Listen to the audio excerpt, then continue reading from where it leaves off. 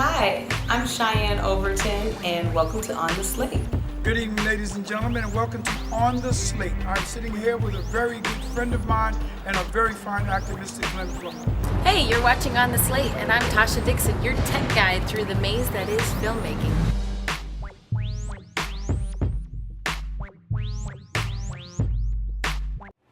Hello, I'm Cheyenne Overton, and welcome to On the Slate TV.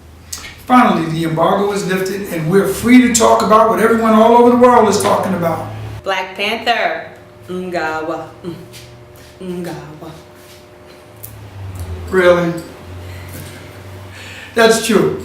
Black Panther, by its 11th day in release, has garnered over $600 million. Wow, that's a lot of money. Okay, for those of you that have been living under a rock the last few weeks, here's a quick taste of Black Panther.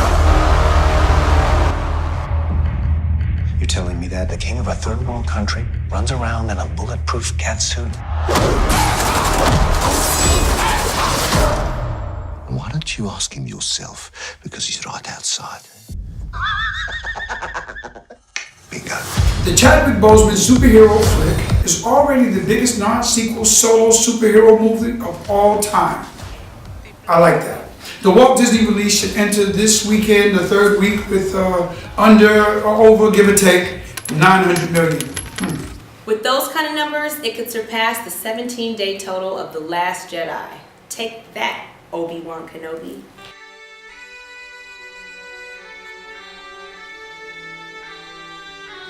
One of us has to die now.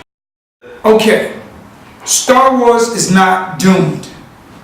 Don't forget how much of an advantage the last three Star Wars movies had thanks to their pre-Christmas release slots.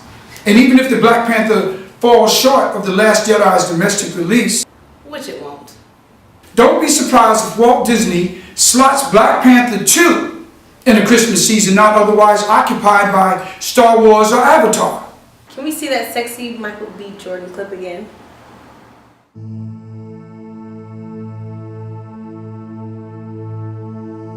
Hey, you're watching On the Slate, and I'm Tasha Dixon, your tech guide through the maze that is filmmaking, with all the tricks and tools to help you get through the greatest job on the planet. Prior to the festival and Black Panther mega events, John had an opportunity to sit with the actor GlennPlummer. Good evening, ladies and gentlemen, and welcome to On the Slate. I'm sitting here with a very good friend of mine and a very fine actor, Mr. GlennPlummer. Today we're going to spend some time with Glenn. Nice.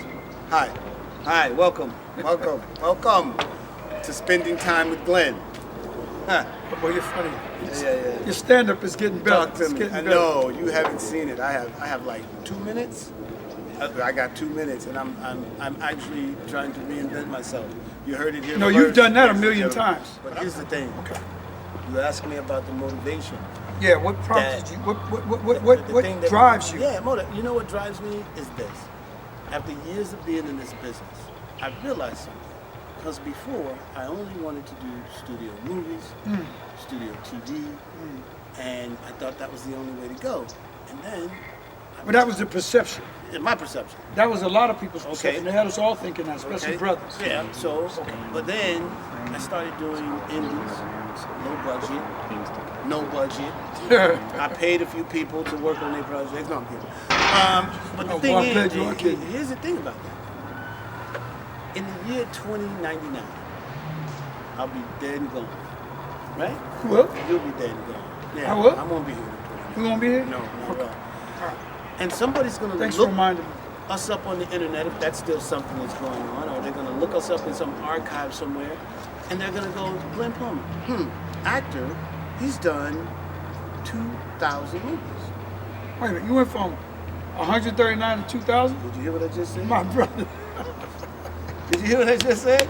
Yeah, I like that. Watch this. Call those things that Watch- be not as though they were. No, watch this. 2,000 movies. A, B, C, D, list, it doesn't matter. Because in 2099, nobody's going to care if the movie you did was a A-list movie, a B-list movie, C-list movie. They're not going to care if you're in a movie with Al Pacino or Al Simmons. That brings me back to that little know what thing I'm you saying? told me about James Earl Jones. Yes. He told me never turn down a job. what he said. I believe he told Sam Jackson that too. Never He do never without a said- job. You know, Glenn, And I've taken that advice to heart. If You know- somebody offers me something, I do it. you know, everybody recognizes you from many jobs. Yeah. But I believe, on paper, the movie that made you famous was South Central OG Bobby Johnson. This is the story of a father and son.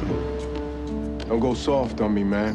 Now, I know you got a kid and all, but you're still Deuce, ain't you? It's a story of loyalty divided between violence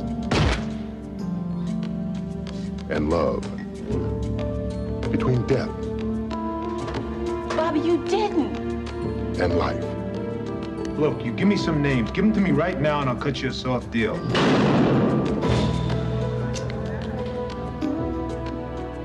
Your boy?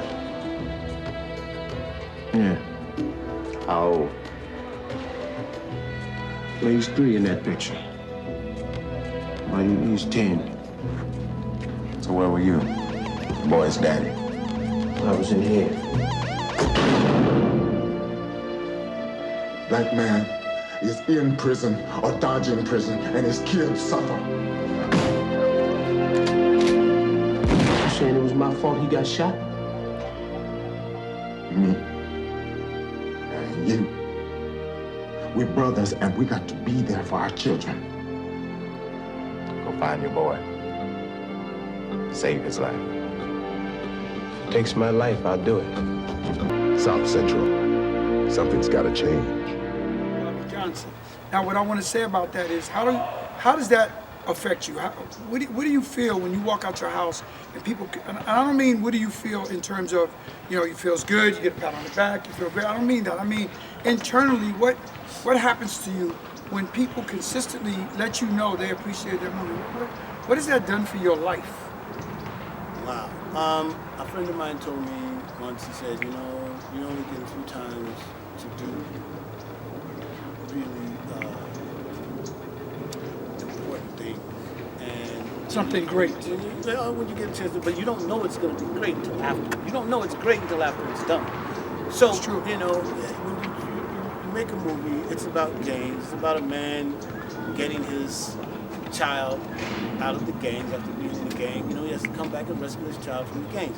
That idea in itself was important to me because growing up, my dad was around off and on from the time I was, you know, I could remember to the time I was 13 years old where he came back for good. So in between those 13 years, he was around, you know, 2, 3, 4, 5 times. And he wasn't around. So when I decided to make that movie, it was in an effort to cure some maybe empty space in my own life. I like that. You said empty space in your own home. Yeah, absolutely. Okay. You know, because I My father wasn't always around either. Exactly. That's the I story mean, I of. don't know that, but That's the story we of. won't say that though, because we don't know that. That's what they tell us. Okay. But for me, How did you shape that character? You said it was something from within, but how did you shape that character and allow it to grow and mesh with this young actor that you had to deal with that played your son? well, see, when you work like that, you draw from life experience. So here you go. My dad wasn't always around when I was a kid, so that was a reason for me to do it. I knew the emotional content that, or the emotional. What's the word I'm looking for? Anyway, for lack of a better word, I knew what the kids were feeling who were going through what I went through as a child. So I knew what I wanted to do to reach them. And my character went to jail for 10 years, got out after learning a lot more about life, spiritually and physically. You know what I'm saying? My cousin, blood cousin, who I grew up with, killed a man when he was 17 years old. He went to jail for 17 years and he came out preaching when he was 34 years old. So, personally, both those aspects of life were around me. One, it was personal to me. The other was around me. It was in my face. I knew about it. So, You know, to I shape- noticed to I noticed being with you on several occasions when we were singing that night in Jerry's Deli and acting crazy, singing Luther Vandross and all this type of thing. But I noticed that people always come up to you and they relish the opportunity to shake your hand and tell you how much I like that character. Now, what I've gotten from it, from watching from the outside looking in, is that because of the layers that that character possessed and the way that character turned his life around. And in the end, he just wanted to love on his son and to help his son's life. And I believe that that's what draws people to you, that positive aspect of it that showed a guy change his life. Like when Ali said to you, "Are you a deuce?" You said, "No, I am not." No, I'm not. Then you took the heart off your eye, you know, and you attempted to do things that you knew were right. And I think I believe that had a lot to do with why people receive you. Now, in 90 minutes of fever, 90 minutes of the fever. How do you think the world will end? If the world was ending today, would you be out in the streets, rioting? Or would you be at home with your family, in the only safe place you know, or thought you knew?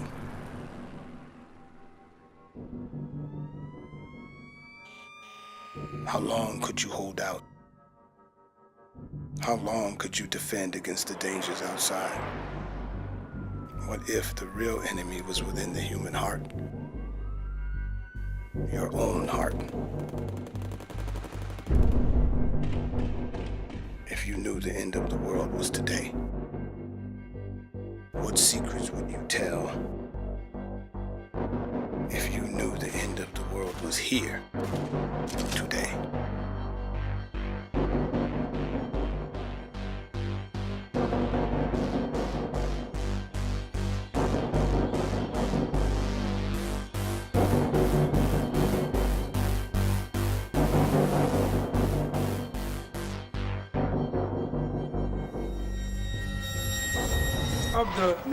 Of the fever.